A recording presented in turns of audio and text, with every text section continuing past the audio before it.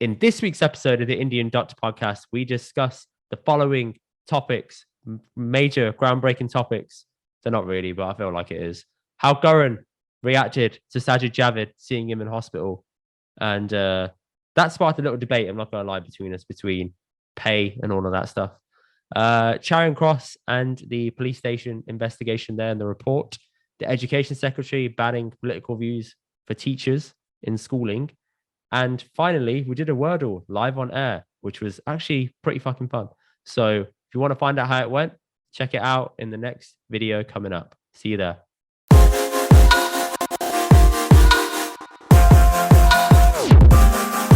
What's up, people? Welcome to this week's episode of the Indian Doctor Podcast. I am running a little bit low on energy today because I've been hit with the COVID, but I'm still going. I've taken some many meds.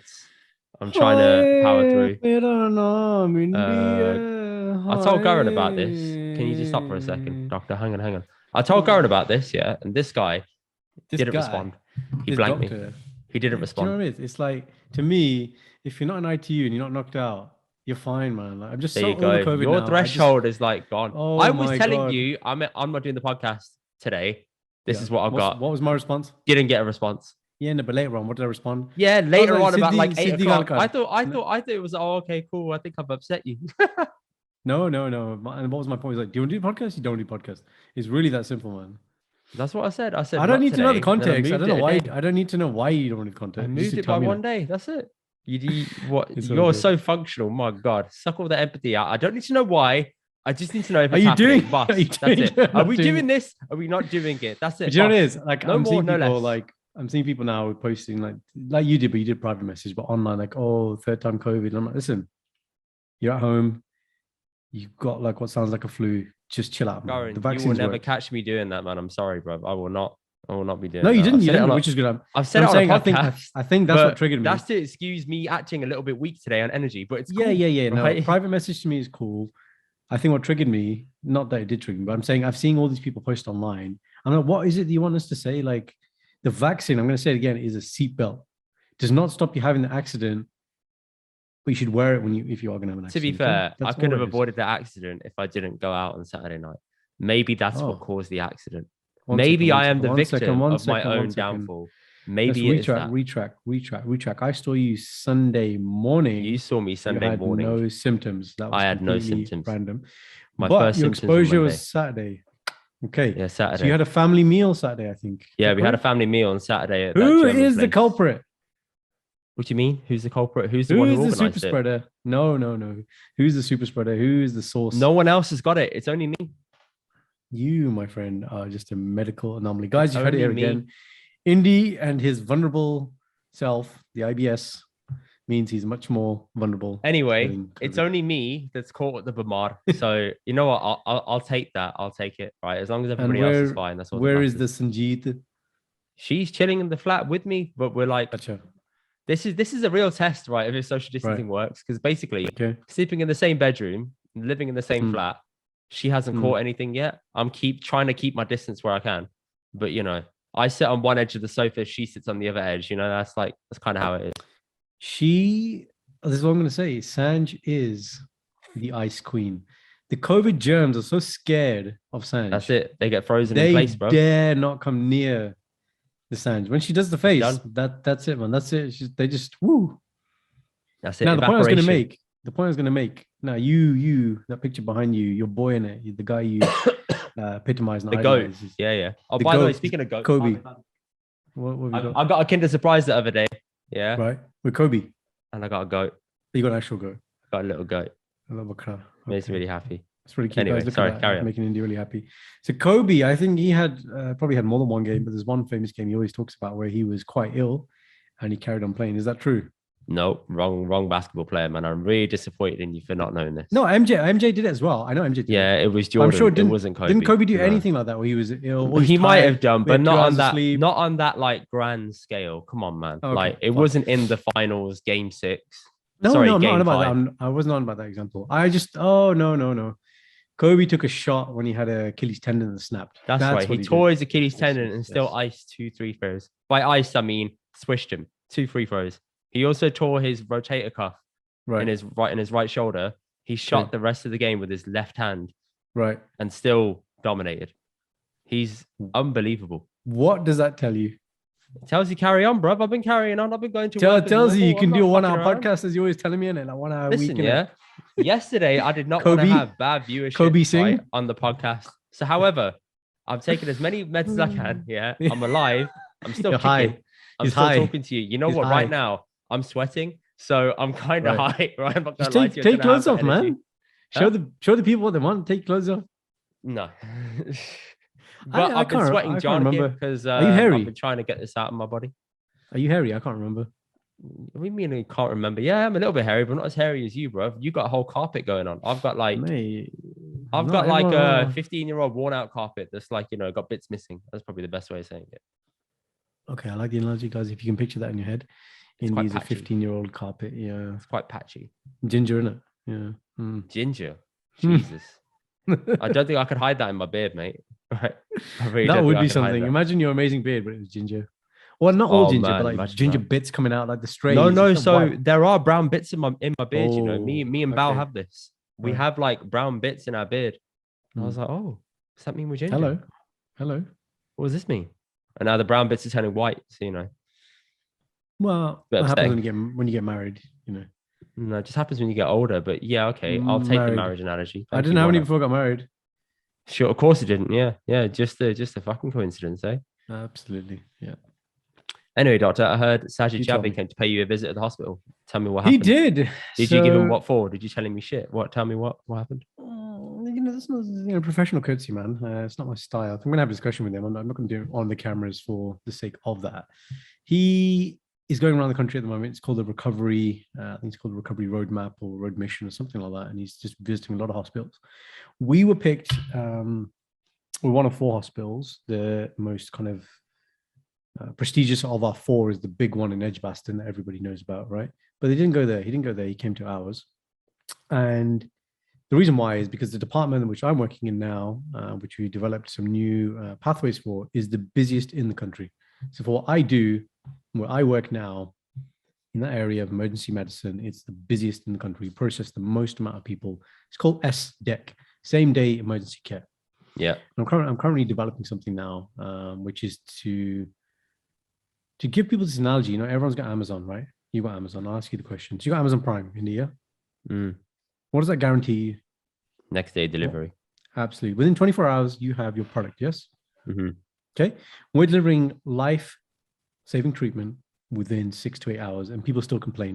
And it's like, people, Amazon does it within 24 hours. Okay. You have to sit in a chair for a little while and you're complaining when we're excluding heart attacks, blood clots in your chest, giving you antibiotics, meaning that you don't have to stay in hospital, you can go home. Some appreciation. Anyway, side point. So he came, it was a 30-minute window. He was in A&E for a little bit. Then he came to visit my area. When he got to our area, I think I was the first person he came across. And so I think he locked eyes. He was like, okay, this guy's, some form of Indian or Pakistani. Did you speak in Punjabi to him? No, everyone keeps asking me this after. I didn't know about this clip about his Punjabi or whatever. Have but you he seen came the over. clip, Karan? I haven't seen the clip. Oh, the clip makes you want to fucking crawl up inside, Apparently, man. he is Punjabi though. Yeah, but going by that clip, I don't believe it. I mean, not everyone can speak it fluently, but again, Just to I'm only give going people context. Yeah, hang on. Go on. If you go onto Twitter, type in Sajid Javid Punjabi or Hmm. Sajid Javid, and what's that guy called? Jay Singh Sohal. Yeah, he was running for the commissioner in Birmingham. He tried to give him an endorsement in Punjabi, and it was a mix of English Punjabi, but none of his Right. Punjabi sounded Punjabi. It sounded like he was speaking it for the first time with an English accent. So it came across really badly, really whitewashed, which isn't what Okay. you kind of wanted to go for. But yeah, I digress. Carry on. Cool. But he was conversing in English, so I'm going to reciprocate with English. So we locked eyes. He walked down. We did some elbows. Locked eyes. man. And he said, how are things going? What are you doing? And at that point, I was triaging a young lady. I had my computer screen set up. I said, well, as you can see, we're very busy today. And I made a joke. I said that probably because, they knew you were coming. And then he had a bit of a giggle. And then we were just talking about the process, about how we process patients and how this is what we're having to do now to process and, manage the volume of patients. Volume is tripled. Staffing inside the hospitals has not tripled. That's the basic headline issue. Okay. So by the end of it, he said to me, he goes, so Jazz, we need to we need more staff. I said, yes, we absolutely need more staff, but there needs to be great incentives to recruit people into this, line of work. And that was it. And then he said, thank you for your, your service and your time. And he moved on. And then he went to my boss.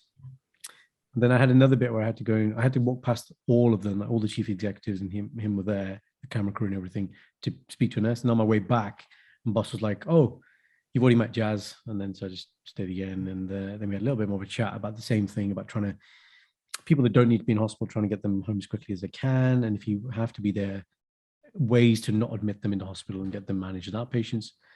And then he said, okay, thank you, boss's name. And then I think he forgot my name. He called me Jaspal or something. He's like, thank you, Jaspal. Lovely, like, Jaspal. It's all good. Cheers. And that was it. He exited. And then it was on ITV News. I didn't all right, cut on cool. ITV So News, but, be honest with me, Karan, yeah? Do you think anything you said to him, he would have taken into account? No, look, I think these visits are arbitrary. Optics made. Yeah. Well, the optics mainly. Optics.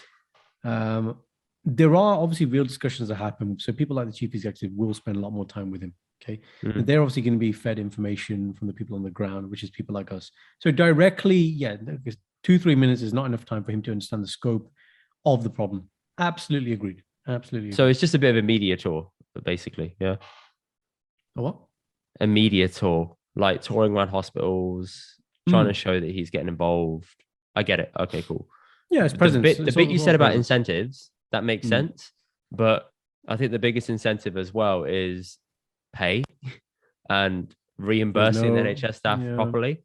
I think you might have said that politely, but that's the real stumbling block in the NHS. People get squeezed out because they're overworked and underpaid. And because of Brexit, there's a massive drop in foreign people coming to work in the NHS that were based in the EU as nurses. So that's a big contributing factor. So I think that comes under the umbrella of incentives. So I think you said it in the nicest way possible without being rude. Look, more money, everyone's happy with more money, right? But so what did we say earlier? I think the NHS is the 5th largest employer in the world, or maybe the 1st in the UK. It's big. So it's a lot of money for taxpayers. So it's how do you do that is the question.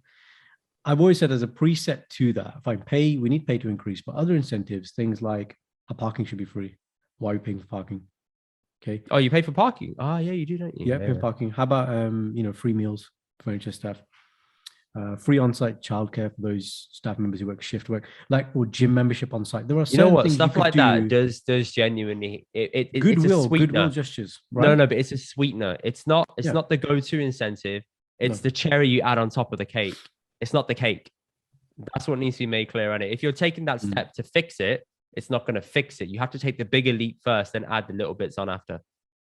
Yeah, I see it the other way because I think making the bigger leap is harder with that level of thing. But look, the game plan they play is what people are kind of crushed morale-wise, can't deliver on its services, privatize, the NHS. Privatization comes in. What happens to all the pay of all the people working in it? That will happen. What do you mean? Whoa, say that again. Look at doctors' earnings in private healthcare systems. Close to 500,000. Yeah, it does. It does increase a lot. It's a no-brainer, man. It's not good. It's good for us. It's good for us. It's not good for the population. No. So we have to be careful what we ask for. If we're asking for that at the cost of the NHS, because that's what they'll say. Well, what do you want then? And then they hold us accountable to that. So you want more money? Hang on. If you ask for more pay, it doesn't mean privatize the NHS to get that pay. It doesn't mean that. That doesn't mean that, but that's the easiest way to do it. No, it's not, Karan. It's simply the way you diversify your budget plans, right? If the government can shake money whenever they want to shake it, you can get it out. If the government's going to write off billions in tax fraud and not go after it, you can get that money back. It's available. It's not a priority to you. Call a spade, man. Tell me a meaningful increase in income. What do you mean a meaningful increase in income? Okay, so average it should be banded, basically. All right. Average it should be banded based on experience, based on how long you've been there for. That's already okay. So then why are nurses paid fuck all then? No, because it's value, isn't it? It's how they value. But I can't talk for nurses. Let me just talk about doctors then. So you're saying increased pay.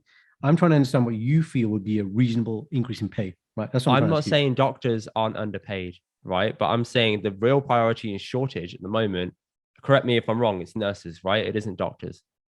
The nurses are more short compared to doctors. Is that correct? Yeah, that's fair. Okay, fine. Short. So let's address the bigger problem. The bigger problem's nursing. Okay. The nurses aren't paid properly at all. They haven't been for years. And it's not even going up with inflation. So with the cost of living crisis that's going on at the moment, it's causing an issue that they're not going to be able to bridge. Either you stay there, get squeezed even more, or you jump sectors and try and get some more money elsewhere. If you address that nursing issue of pay, that will be an easier bridge to gap in terms of money compared to gapping the bridge for doctors, because there's less of a jump you have to do to give nurses money compared to doctors earning money, because doctors amounts they earn vary dramatically, don't they? So how much does a junior doctor start on? So let's say 26. Okay, 26, and you can get to up to what, hundreds of thousands if you're a high consultant? Starting consultant, 85. Okay, so let's say 25, let's say to up to 150K, something like that. Yeah. Okay, 26 to 85 to be realistic, to not cut out the top 1% examples, yeah? What's the highest paid nurse eligible to earn? Because I genuinely don't know. And what does a starting nurse start on? I don't know. But I'm pretty sure it's not the same gap. I don't think that the highest nurse to reach the same level as a consultant is 85K. And I don't think an entry nurse starts at 26K. I'm pretty sure it's less. So if you bridge that gap first, at 18,000, I would. There you go. And that's fucked, man. I was paid more than 18,000 in my starting job as an intern, jumping in banking. So yeah, it's not comparable. If you bridge that gap first, you'll see the NHS start to fix itself. Now, the government can shake a money tree when they want to. It's, do you want to shake it? The answer is no. Case in point. So then we need a strike. I agree. Maybe if you have to strike, but now you can't. Now you can't do a strike and protest. No, sorry, you can strike. You can't protest though. If you protest, you potentially could be arrested now under the new government guidance. You have to force the issue. The problem is, you generally, what do we say? It's healthcare underpaid because there are a lot of people that can do what you can do. Right. That's why anybody's underpaid in theory. Right. You pay people more if there's less people and there's a requirement for that skill set. Say that again. You pay people more if there's... So the analogy I always give people is, why is the assassin paid more than the palliative care nurse? No. Ignore the analogy. Take me through the previous thing you just said. So you said you pay people more when there's less people available to do it. Is that correct? No. Yes. So say if there's one surgeon in the UK that can do this one particular operation, and there's a big demand for that skill set, then he'll be paid a lot more, because there's not many people. Is there not a big demand for nurses at the moment? No. This is my whole point. So that's what I'm saying. In normal economics, that should be the dynamic. Now, exactly, we've got a need for loads of nurses. We haven't got enough, and they're still not paying them. And it's like, because what they're doing is like, I'll give you a real example, man. You want real numbers, yeah? So on Wednesday, when health minister was there, in that area, I told you the business in what we do in the country, we had 70 patients, 70. Okay. Yeah. 3 nurses for 70 patients.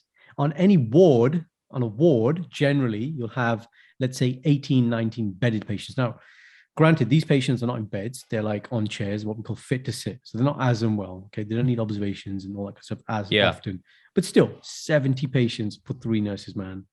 Any other industry, we say this all the time, when you close the doors, you say, this isn't safe, How do you do that with people, man? How do you stop taking people walking in saying I'm unwell or blah, blah, blah, blah, blah, blah? That sounds close to schooling numbers in public schools.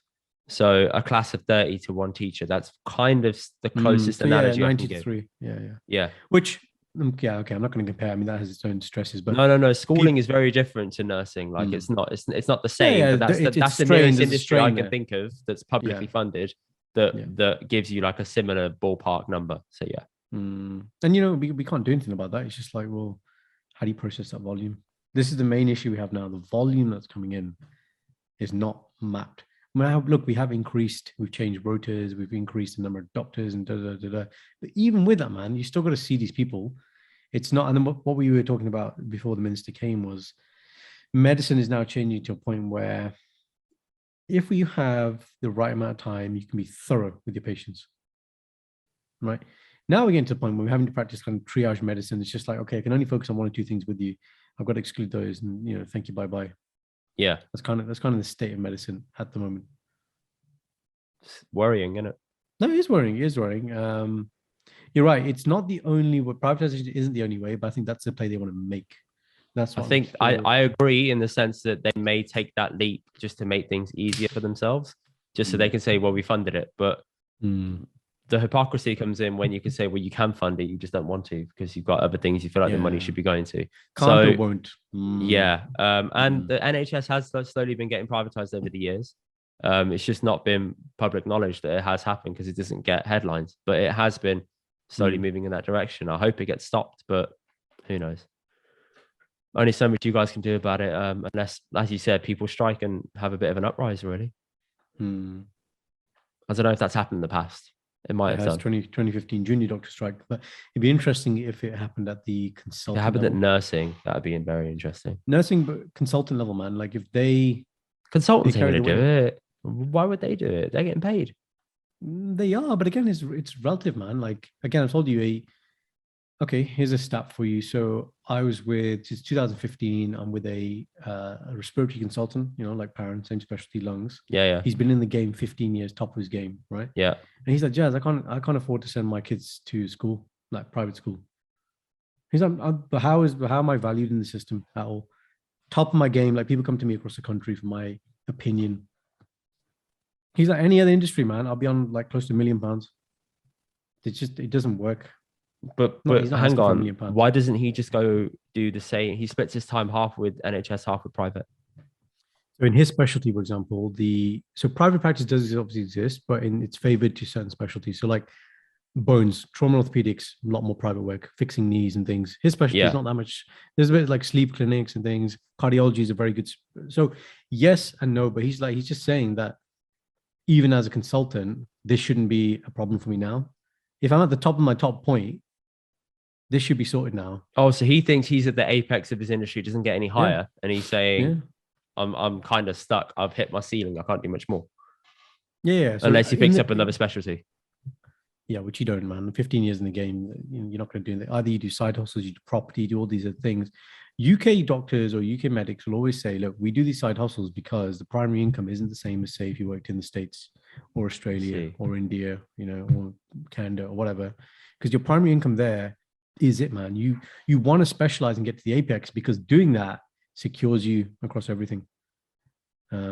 Here we have to diversify and do all these other things. Yeah. Okay, I can see that point of view. Imagine the consultants walking out, man. These are the decision makers. That's what I mean. They've got the managers by the balls, man. They're the ones that discharge patients. They're the ones that make the decisions, really. When the junior doctors did the strike, okay, it was good. The consultants had to do all the work. But ultimately, they're the guys who make decisions anyway. Logistically, they're not as good as us, like using printers and doing the actual bits of what they make in the plans. But they've also got all the knowledge. Imagine that, man. They walk out, hospitals stop. You close the doors. There's nothing. So really, you need the nurses and the consultants to collaborate. Yeah. Top everything and bottom comes under that umbrella. That way, everything stops. The top and bottom stops. Done. Go on. I think you should start an uprising. I'm just saying. All right, safe. We can move on. We can move on now. Okay. All right. So first topic. I'm sure you must have seen the crest of the dick. Second topic. Well, first real topic. That was just us talking. No, this is planned topiks now. Yeah. For 25 minutes. Yeah, for 25 minutes. All right. However, all right. Planned topic. Crest of the dick. Yeah. She stepped down from Met Police Commissioner in London, and that's because the mayor said that he didn't have any faith in her after all, after the emergence of the stuff that came out in the Charing Cross briefings. So Charing Cross police station was under investigation because somebody put through claims of being sexually assaulted whilst they were in police custody. And when you look at some of the stuff that came out of the independent inquiry, it's shady, man. It took 4 years to get the investigation started, concluded, written up, and to put through their own individual findings, which is a bit worrying. It takes 4 years to put through something of that nature, but only on one police station. And what they basically found was there's an embedded culture of lag culture. I think that's the best way of saying it. So lad or lag? Lad, like lad behavior. Yeah. So they talk about rape and homophobic language in the police and workforce. They exchange this via text messages. They have bullying, sexual harassment, normal harassment, people having sex at work, taking steroids, all being taken at the same police station in Charing Cross. And this is in mainstream central London. Yeah. So it's not. Like it's not anywhere not like rural, dodgy. like in the middle of this is next to Euston Station. Yeah, it's pretty mixed with the amount of people that are going to come in and stuff. Yeah, so if that's in a place in central London, imagine how bad it gets on the outskirts of London where poorer communities live. Yeah, very little surveillance. There's going to be like things happen Yeah, behind closed doors. No one talks about yeah. it. So I would think it would get potentially better in central London because it's going to be Right. more accepting, more So much diverse. It's not, visibility.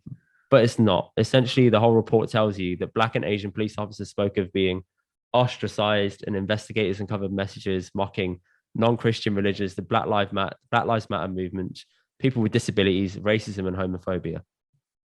So it's like, okay, so new people who are Black and Asian come into the police force, they get pushed out a little bit. So if they're being pushed out in central, what's it going to be like on the outskirts? And how can the guys who've been abused themselves in the system working for the police force expect to be part of helping out minorities and build up community collaboration, but simultaneously juggle the issue of feeling like the other? And it's like, shit, man, that's a lot to digest at once. And again, I need to stress this. This is one police station. There's hundreds of those across the UK. Tip of the iceberg. What does that tell you? It tells you that there's some real deep lying shit going on there. And there's a nature of this behavior just happening at the police level. You know, as you're talking, I'm actually thinking I have a contact who is been in the police force for a long time, like 20 years plus. We could get him on the podcast as a follow-up thing to talk about police culture. I think we can talk about that off there. Yeah. You talk about 2 points here. You're talking about the actual workforce themselves. So if you're a police officer and what you're experiencing, but then are you talking about people who are actually prisoners, essentially, who are they're being raped and things? No. So the initial thing of rape was put forward by somebody who was in police custody. Yeah. That opened up the independent inquiry. When they opened up the inquiry, they then saw that there's this deep lying behavior issues in the police force there, which includes things like sexual assault, harassment, etc., racism, homophobia between officers, between co-workers and stuff. Yeah. Yeah, it gets quite dark if you read a lot of the things. Obviously, I'm not going to say it now, but if you want to go looking for it, you can find a lot of the stuff in the police report. It makes me think of do you remember when Matt Hancock got exposed for the whole kissing thing? Why does it make you think of that? No, as in, like, look at every level.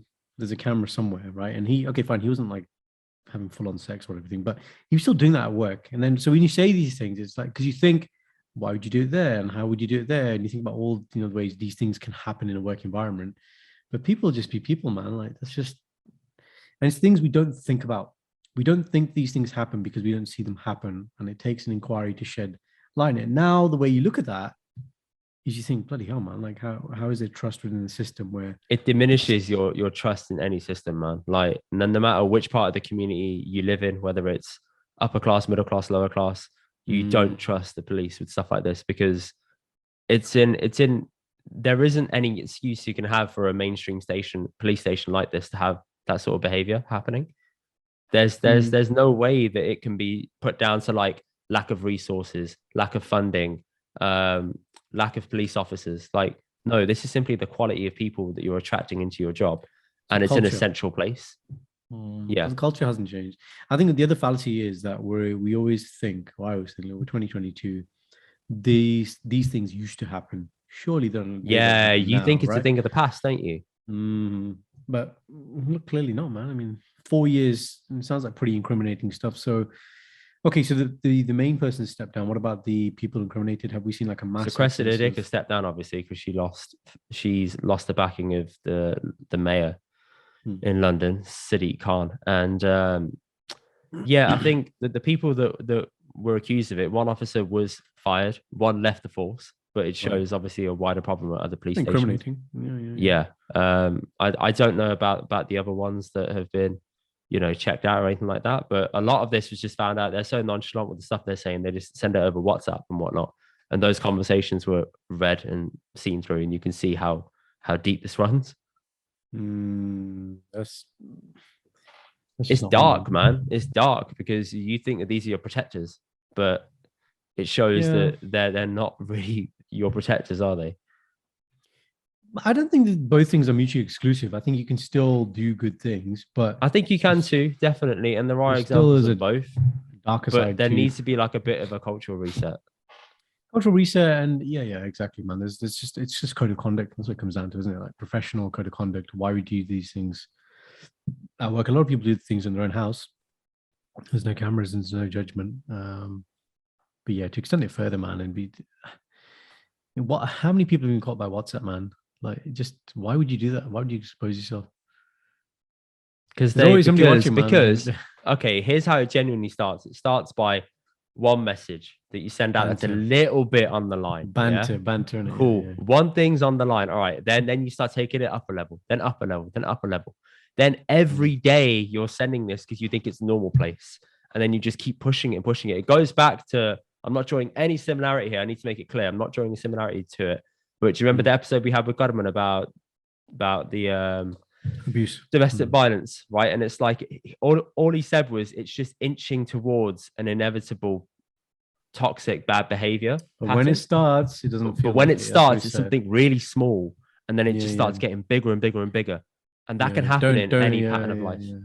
Don't wear that scarf. Remember, we got that example. Exactly, and then it's like, that's quite harmless. Yeah. But maybe they said something like, "Oh fuck, I can't even think about the stuff you would say to go down that." To be honest, but there is a culture of like lab behavior and stuff, and this is the issue I have with the term banter to cover up allegations of bullying or harassment. It's possible. I know context is everything, but you'd expect better from those that are meant to uphold the law at the most granular level. Like, conduct yourself with the way you should be conducting the law. Absolutely. Obviously, on the back end of when we discussed about what's his name? Atik Rafiq, the cricketer. The what? Sorry, the cricketer. Cricketer. Yeah, Atik Rafiq. The banter. Through one lens, through one lens, this is clearly just a joke, and then like we can call you the P word, or we can do this, whatever. Come on, have a drink, come to a clubhouse, whatever. And you're right, but it is all context, man. If the other side, it's not being perceived in that way, then you can't just label it banter. Banter has to be a two-way thing, man. I cuss your IBS. I know it's real. I still cuss it anyway. Banter, innit? But I can accept that as banter compared to like something way more nefarious or dodgy. No, but then at the same time, if you ever said to me like, look, I don't find it funny. I've had friends say that, in the past. I've said that to you before. You said some stuff to me and it's been like out of order. I'm like, oh, stop saying it. And you're like, okay, cool.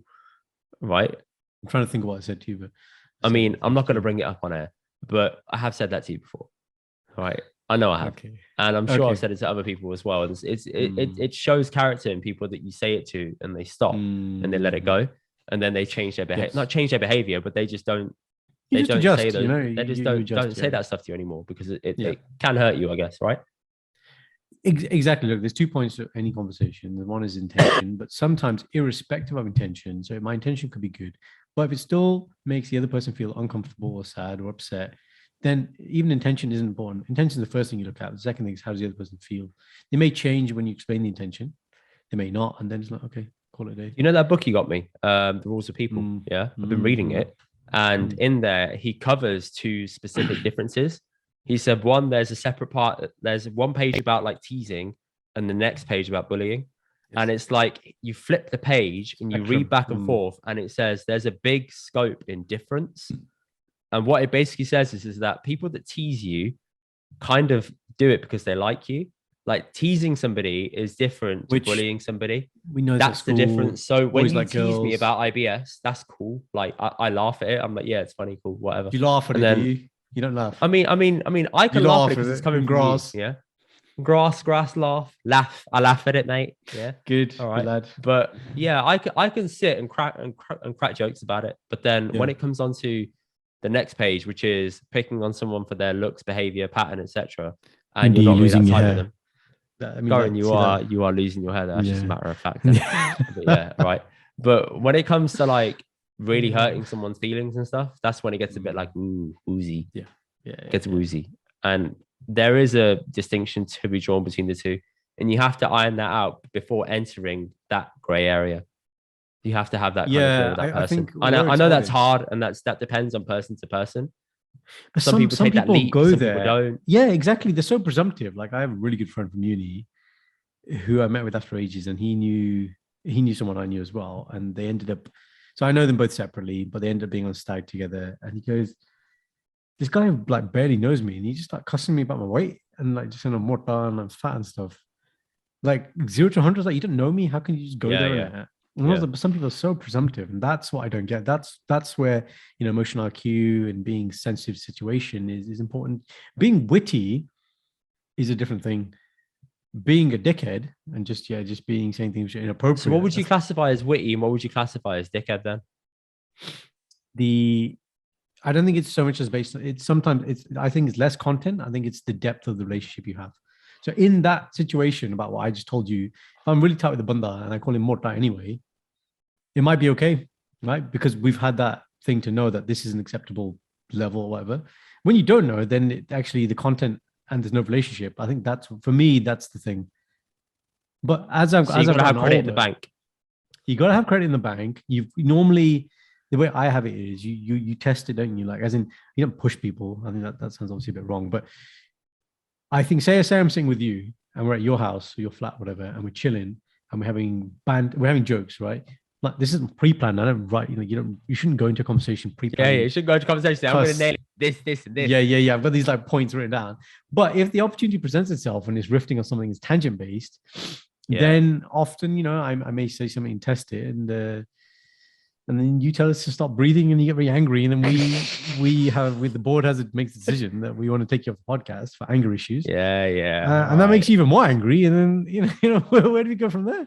And then I play a mix. And then after playing the mix, you get more angry.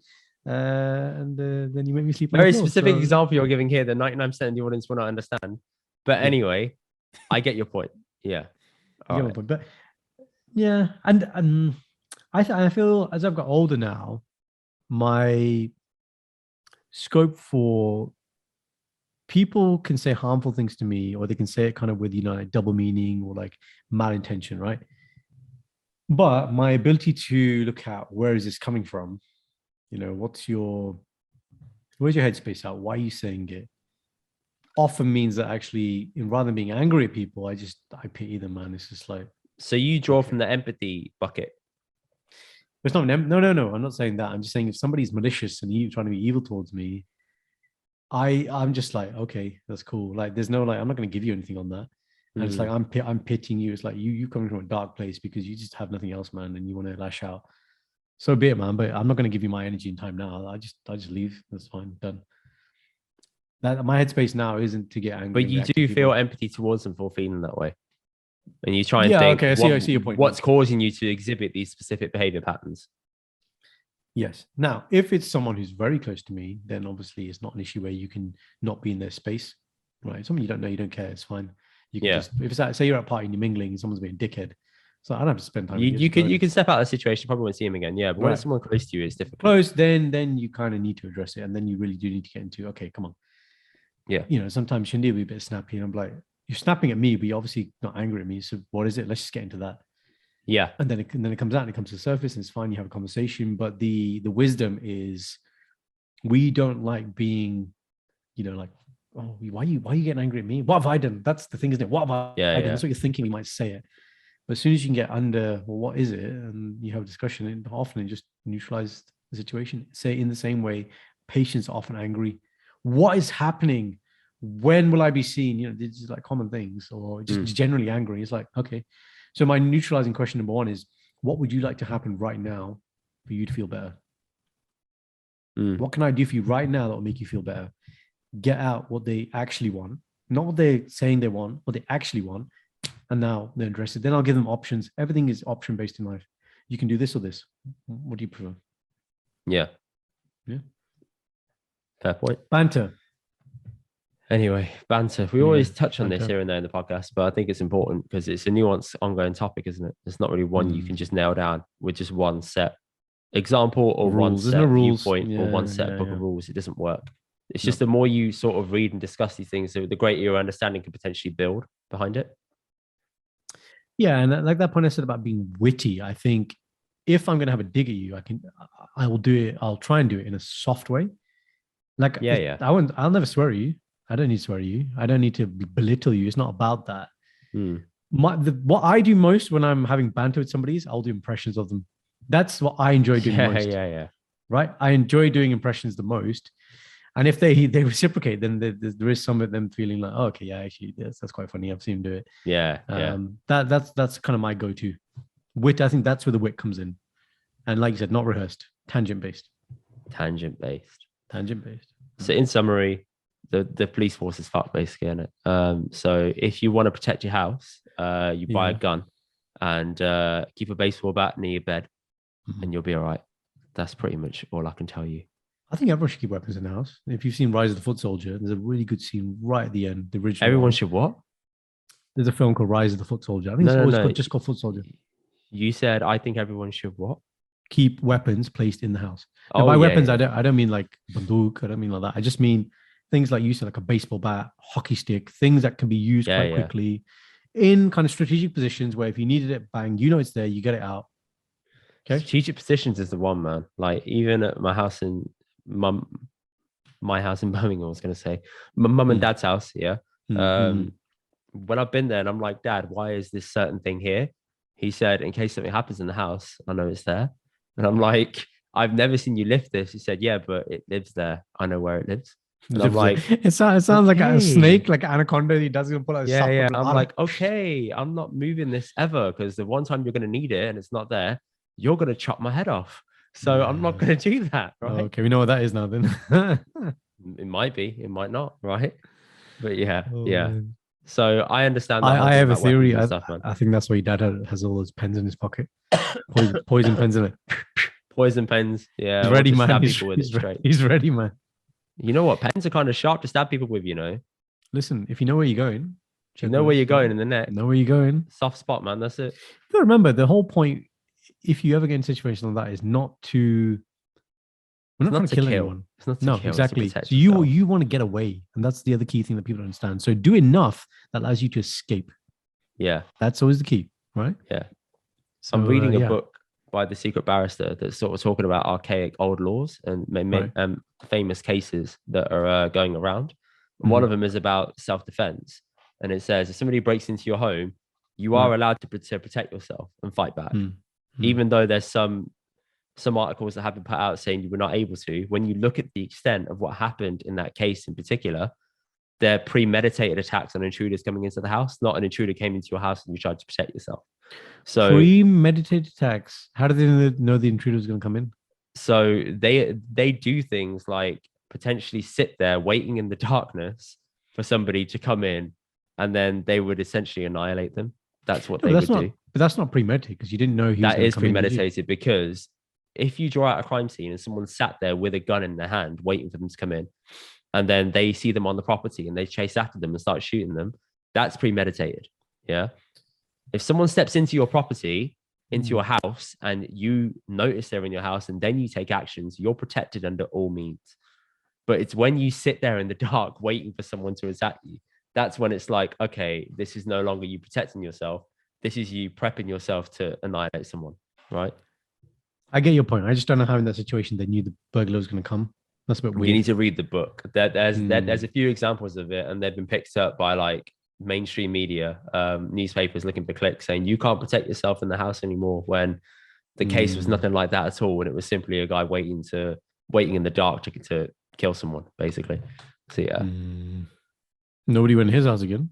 No. But bear that in mind in the future. You can protect yourself, people. You can, I promise. Just there's something about minimum, not minimum force. It's you have to use the least amount of force needed to. They don't. You don't. No. If you cannot determine how hard you're going to hit someone the first time you hit them. This is what he said in the book. He said you can hit someone. You can hit somebody as hard as you want. Anywhere. In the head. Yeah, anywhere on the first strike. If you hit them repeatedly afterwards, that is now no longer self-defense. Okay, but if you strike someone on the head and they've collapsed on the floor and they're done, and you proceed to beat the shit out of them, that's different. Okay, but if you knock someone on the head and they die because they were in your house, you're not going to get prosecuted. You're fine. It's not manslaughter. You're protecting yourself. I was like, oh, I didn't know that because I thought minimum force. It's not minimum force because when you're pent up with fear and anger and anxiety, you don't know how much force you're going to employ on someone. Yeah, absolutely true. Again, because if you did, premeditated. Yeah. There you go. Right. Well, we've digressed hard. So going on to that thing, keeping in topic in tune with the public forces or the government or whatever. Check this out. The education secretary is banning political views or teachers from having political views in schools and teaching kids about it. So the context is a school in Nottingham. Oh, yes. Educated kids, encourage kids to put out their views on what they thought of Partygate. And they showed them a newsbeat clip, that essentially demonstrated everything that happened and asked them to write like a piece on it. And a lot of the kids... Excellent homework. Yeah. So a lot of the kids just wrote down, well, the government is corrupt. The president of the United States, America. The prime minister is a hypocrite. He should resign, basically. That's what he said. When the government got wind of this, they essentially said, right, we need to deploy something that's going to stop people from deploy the forces. This. And what's the answer? The answer is stop teachers telling kids about anything political and having a political view. How did the government pick up on this story? Why I don't know how they picked up on it, but that's the example given. Yeah, I think I'm assuming it's because absolute bollocks. Yeah, I'm assuming it's because that story may have gathered up some pace in the local media, in the paper. Yeah, and then eventually they got wind of it and they're like, "Oh shit, this is bad. What do we do?" Right? No, it's look the stuff we talk about all the time, which is how do we better educate children growing up? How do we get more well-rounded, formed individuals? Is what is the function of school, university, us having this podcast is improving the way we think and critique and analyze and form opinions. That is the only function, okay, of education. And if we're not doing that, then what are we doing? That is a great example of there's something real that's happening. It's objective. What they're asking them to do, we used to do in history in school, it's like, well, this has happened, but you need to look at it from both sides. You need to appraise it and work out where is the truth, where's the universal truth by looking at both sides, right? But the thing is, though, with history books in school, it's written with like putting one thing in a certain light. Now, when it came to Newsbeat, it's an impartial source. Well, impartial as you can get, I guess, with the BBC, and it was simply stating the facts of what happened. The fact was the government had a gathering. The fact was it was. It's not saying it's wrong. It wasn't saying it was right or wrong. It was just telling people this is what happened. These are the sequence of events. What do you think? And they then made their own views on it based on the information given to them. That's how it should be. Right. But the government is essentially trying to knock this out now and saying, no, you can't do that. So the education secretary has put out some guidelines to tell people how to stop doing this. I think the issue that they really honed in on was you're manipulating primary school kids into talking about stuff like this. It's real world context. But this is what I'm thinking. No, I don't know about the decision. Yeah, I don't know about the level at which you would do that. Okay, I didn't know as a primary school. My thinking would have been more, this is something kind of towards thinking secondary school. But I think it was year 5 or year 6 where they showed them a clip and they said, what do you think of it? And then they showed us. You know what? I've got no problem with doing that because you're challenging kids to think about real life scenarios. If it's leading to meaningful discussion and debate, right? This is what it should lead to. If you're getting a mini little, House of Parliament happening in the school where you got two sides and they're arguing the case, I think that's fantastic, man. I think that's cool, man. I'm like, yo, I'm all for that. Kids. Absolutely. That's what we should be doing in our houses. We do it in our houses, but we get a bit heated, and this is a problem because we love each other so much, and we can't accept that you're right and I'm wrong. No, you can't. We get everything right. Whereas, in the Houses of Parliament where they have cameras on and you have the speaker mediating, Mr. Speaker. Funny side story. You know the old right honourable gentleman. Yes. Mr. Burkrow. Your favourite guy, John Burko. Yeah, man. I've told you the story before. Wimbledon. What? Yeah, you told the story about 4 times in the podcast, man. That's it, man. Come on, Roger. You love it. Man. We were there behind him, man. We were like, you love it. Absolutely, I love it. So anyway, schools, man. Like, if we're finally taking steps to have more progressive thinking schools, what the bloody hell are they doing trying to pass legislation against that? Bollocks, man. So absolutely bollocks. I'll give you some more context on it, right? The legislation runs deeper than you would think. So picture this, yeah. The topics that can't be contested under these guidelines include racism, the British Empire, and Israel and Palestine. So top racism, You can't talk about racism? You can't talk about it. And I'll dive into that in a second. Give me a few minutes here. I'll give you an example. All right. Racism, you can't dive into it too much. The British Empire, you can't dive into it too much about the flaws of it. Israel and Palestine, you can't really talk about it in too much depth. Now, this is what got me, yeah? In primary school, you're supposed to only teach kids about historical figures. And this is quoted from a news article on LBC, yeah? Historical figures with contested legacies should be taught for what they are most renowned for and simply provide factual information to younger children that are unable to understand complex debates. So essentially, only tell kids what the British Empire did well. Highlights. Yeah, high level. Right, cool. So only tell them that. Then when you get to secondary school, you must provide both sides of an argument when discussing a contested political issue. Cool. How do you give a balanced approach to racism? You can't. It's unjustifiable. By its very nature. By its very nature, yes. So to hang on to the topic of racism, in school, you're allowed to teach kids racism is wrong, but you can't give them examples of what racism is. Because they're saying that that's a subjective. Well, one person. No, essentially, they're saying they've addressed it, but they've not addressed it. So you're saying racism's wrong. A kid says to you, "What's racism?" And you just say, "I can't tell you, but racism is wrong." So they're like, "Okay, how do I know in my world and heart of hearts that what I'm saying is right or wrong or can be interpreted to be racist?" For example, can I say the N word to my black friend? Can I say the P word to my brown mate? Like all these things, yeah? That's what you have to talk about properly. Now, this is what's happened, yeah? The government's put out this 35-page guideline on how to interpret it, and they put it on the Gov website. And what it is, the guidance says, when teaching pupils about racism, teachers should be clear that racism has no place in our society and help pupils understand the facts about this and the law. However, when helping them understand the facts about this, they may not teach any children anything about racism except that it is unacceptable. They're not allowed to explain how racism came to be, what purpose it serves, or how it has been used to further future interests. That's dark. That's really dark. You're not. There's so many issues with that. There's so many issues with that statement to unpick. It has no value. The statement of saying to somebody, "Don't be racist," has no value unless they understand what it is. I mean, that's just everyone knows. Especially if it's kids, because kids are malleable.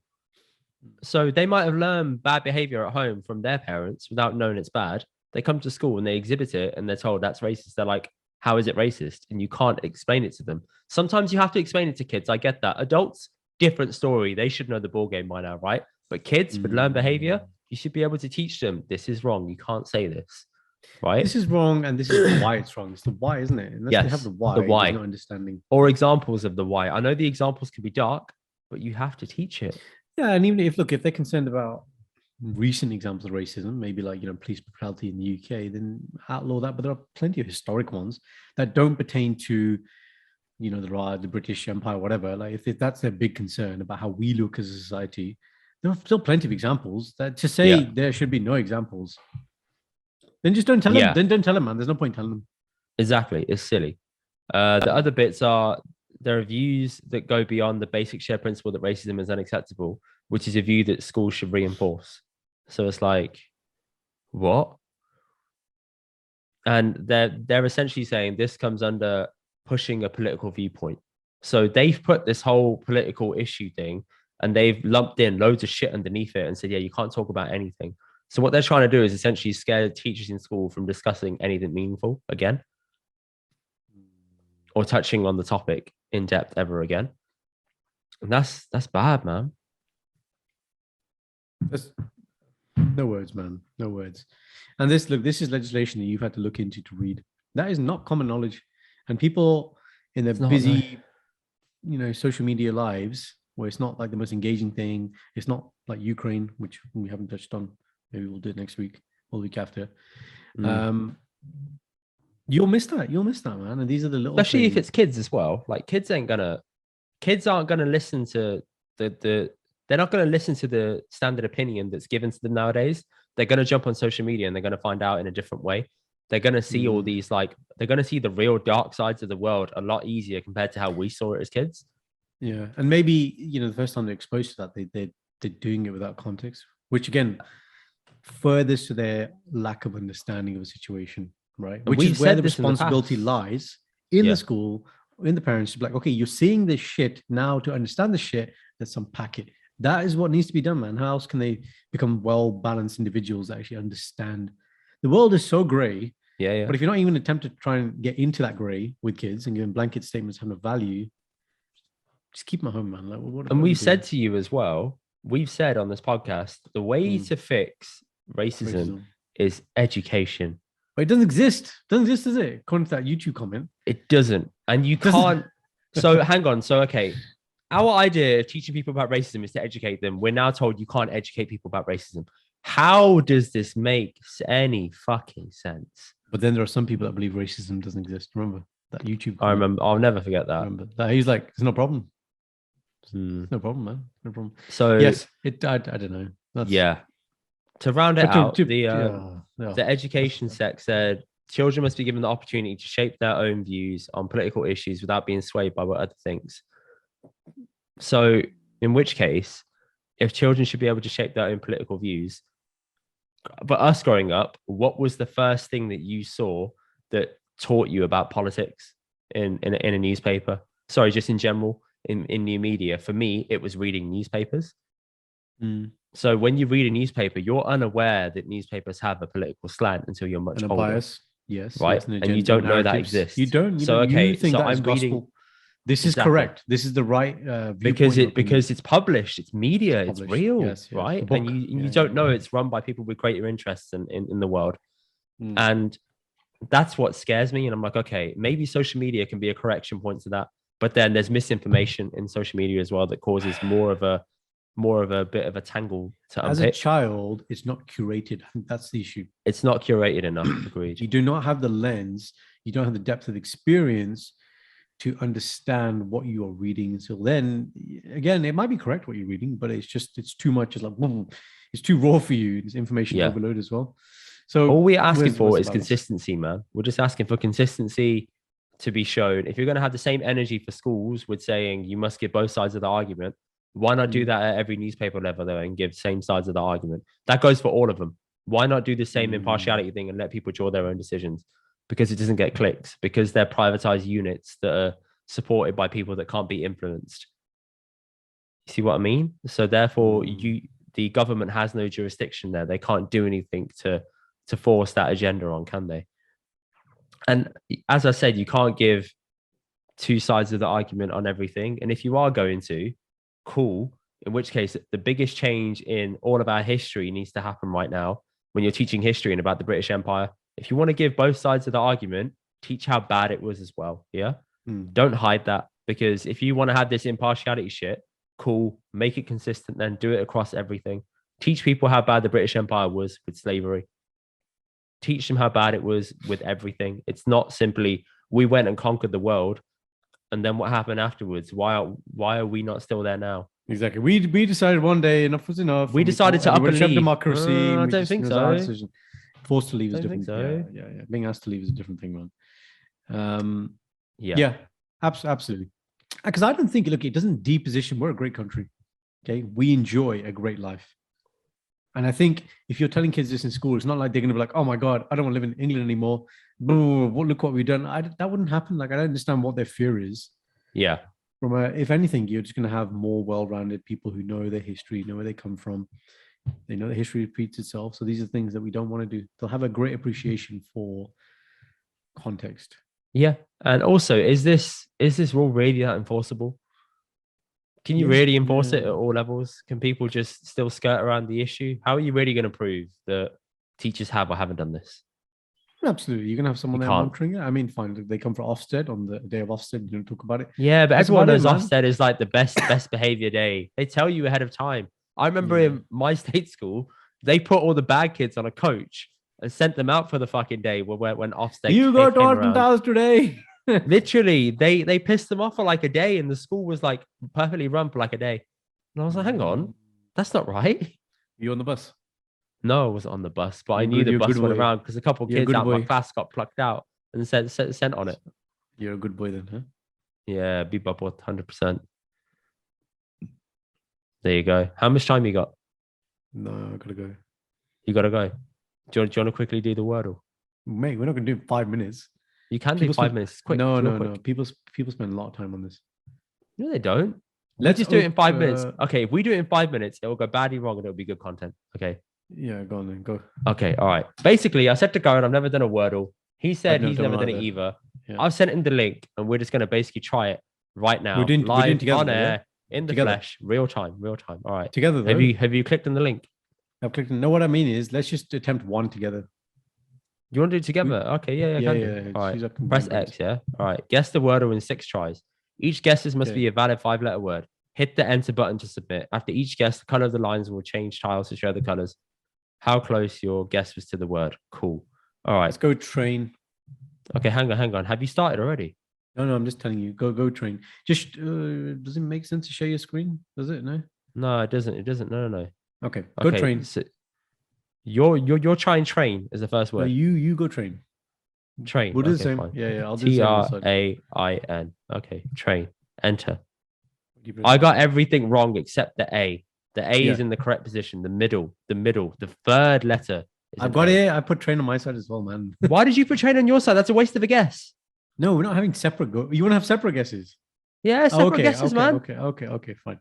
So you got the A. Fine. Okay, now we've got the A. We can then go in different Now directions. I'm thinking of words that rhyme. Brain. No, not brain. Yeah, but I was thinking, hang on, why don't they just tell you a hint, like what the main word No. is? How about I that? told you that it's not about that. It's not about that life. Man. So this is just literally random words, anything, any 5-letter 5 word letters, in the yeah. dictionary.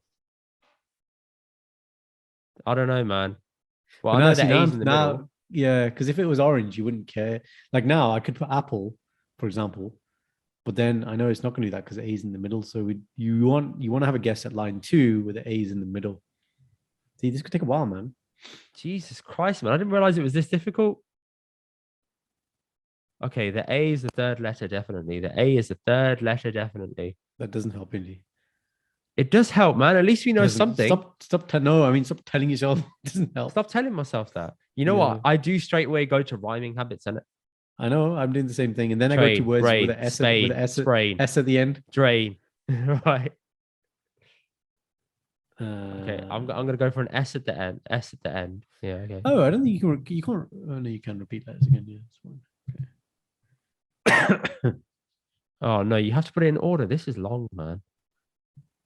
If I could map out like a little bit like how I do Scrabble, you know, in Scrabble, how you can just pop it in the middle and you can build words around it. Move. Yeah, I can move things around. You can't do that in this. This is not. What's got an A in the middle, man? It's got to have a. Oh, plain. PLA. Yeah, go on. Hang on, no. But hang on. Because the 4 letters I PLANE. had before are not applicable anywhere because they're grayed out. No, They is it shouldn't though? be written at all. I don't know. Are they though? So yeah, because it's grayed out, it means those letters are not included at all. Oh, just try it, man. Let's see. No. Don't waste a go, man. I've done PLA. Yeah. IN. No, you can't have plain. But there is plain no I and there's no N. Are you sure that's what the gray means? Remember, Yeah. The gray means that it's not included anywhere in it. So there's no point in clicking it again. Same. Okay, I've gone place. Let's try place. Gone. I got an A and an E. Shabash. Okay. All right. I'm putting that in now as well, so I can see it. Okay. All right. Okay. A and E. All right. A and E. I'm proud of that. Okay. Shit. Alice. No, that's too long. Okay. No, P isn't available anymore. Okay. So we look at the letters that aren't available. So look at the letters now. They're in a different color beneath. So people that can't see this, yeah, it tells you the letters that you put in like colors. So imagine you have a QWERTY keyboard, and then you have green for A and E, and the ones that I've put in that are wrong are all grayed out now. So the other options I've got beneath are the ones that I can pick that will be eligible for this. Interesting. I can see how this gets addictive, man. Addictive takes time as well, man. People play this thing every It day. It does take time. Okay. Apparently, people try and do it within 3 lines as well. That's really hard, man. Yeah. Imagine if there's a timer on this, like how people do with the Rubik's Cube. Intense. What the hell ends in what words end with the E, man? So many words end with an E, man. What kind of questions that? Palace, bottle. These aren't 5-letter words. How about B? Words that start with a B. How about that? Let's go with that. Okay. Words that start with a B. Okay. There's no L. So what will come after that? I've got like. No, see, I'm not trying to look at the letters. Trying to think of the words and then we'll see if it fits. Bobble, biddle, bobble, bottle, bins. No.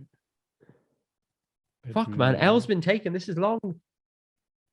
Because I can't use L, nothing will fit before the A in the third letter. You see what I mean? Because in order to have the A as a third letter, you need something to build it up. You can't just have two vowels next to each other. That doesn't work. You see what I mean? Okay. Raw. This is hard, Karan. It's a very silent podcast now, by the way. Ooh. No.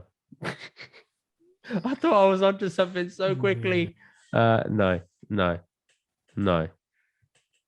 Give me an example. Come on, Karan. Give me something. Scrabble is not your game, is it? I can tell. No, I'm really good at Scrabble. This is Scrabble. Use your checkers, man. Come on. No, this is Scrabble. Man. With A as the third letter, what would you have 2 letters before to make it fit? And it's already eliminated a lot of letters for us already. I know. But we still needs to be more vowels, man. You can't have that many. Okay, you still got an O, you still got a U, yeah? OA, does that come as a thing, the combination? UA doesn't come up as a combination. No, you can. OA, you could have I is out, isn't it? Okay, it hasn't got I. I was going to say spade. Oh, okay. How about ADE? ADE. ADE is the last letters, yeah? ADE. And P is out, okay. Okay, so what can go before ADE? Fade.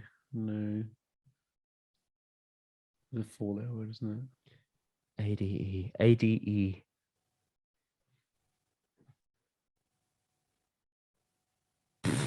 Can you use the same letter twice? Yeah, the green ones you can. No. The green ones mean it's in that position, but can you use the same letter twice? Yeah. But not the grayed out ones. The grayed out ones never. No. I'm not saying that. I'm saying imagine, can I use G twice in the same word? Oh, yeah, I presume so. See? Potential. Yeah. I don't know, man. ADE. Sounds like a drug. ADE. Give me some of that ADE. Yeah. No, blocked with ADE now. There's nothing. If you haven't got the P, spade, like you said. See, I thought spade, but that ain't going to work because you ain't got the P. Yeah. J, Cade. Hade. Bade. You're going back to the rhyming thing, man. Yeah. No, I'm looking at all the letters now. I'm just thinking, where would you have it? Shade. Right. Give me shade. Yes. No. Damn it. We had. Oh, there's one. Oh, we got it. Wrong. We nearly got it. SHA. Oh, bro, it's only one letter now. That's it. Shake. Yes, go for it. Shake. We got it. Shake. We got it. Shake. We got it. Chalo, oh, wait. Oh, shit. I spelled shake wrong. How did you spell shake wrong? I forgot the A. Let me venture it now. Oh, my days. Shake. Right. You know what? That's not bad, man. On a podcast, we took 4 minutes 25. We took 4 minutes and 24 seconds. That was long. No. I don't think we did take that long. We took longer. We took about 10 minutes doing that. Why? It timed us? No, it didn't time us. If you look at the timer, that's the timer to the next Wordle. It doesn't matter. We're going to say that's how long it took us, okay?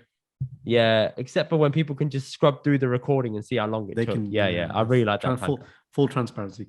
So full transparency. You said spade. Shade. That was the thing, innit?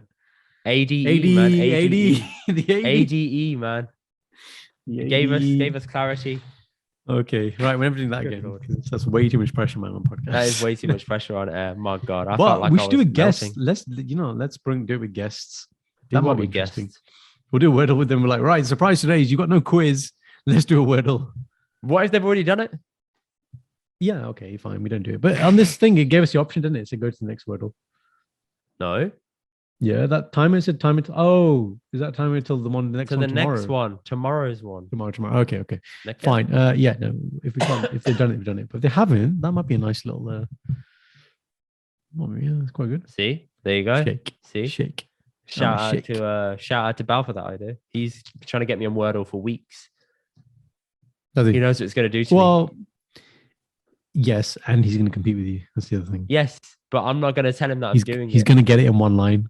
Yeah, in a but minute. I'm going to tell it in one line. Imagine if you got it in one minute, line. one line. Yeah. If I got it in one line, I'd retire. I'd never play this game again. I'm like, boss. You're like undefeated. I'm undefeated. Undefeated. Let's go. 16 and 1. But it's fine. Don't worry. The one was a Do you know what I might do? 16. I think a nice idea. I might do with Shindy every day. Might be a nice little thing where we're just away from other things and we're like, right, let's do this together. Let's do a It's word. like Boggle. You remember the game Boggle? Boggle, that was good. Yeah, that was a good Boggle game, was wasn't a it? good ball Making game. all the words Yeah, out of the. That was a good game. I still prefer Scrabble though, but yeah. Yeah, we haven't played Scrabble yet. That's one we need to do. I'm better at online Scrabble because it lets me see how things can move around properly.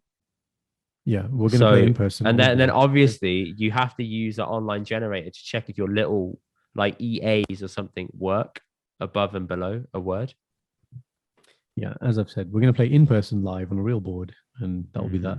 We will agree which dictionary we will be checking words in. We'll agree if we can use acronyms or not. There are many rules to Scrabble. Acronyms, interesting. Okay, like FE. FE is iron, but can you use it as a word? Is a question. I don't know. Try NA, sodium. Sodium. Sodium.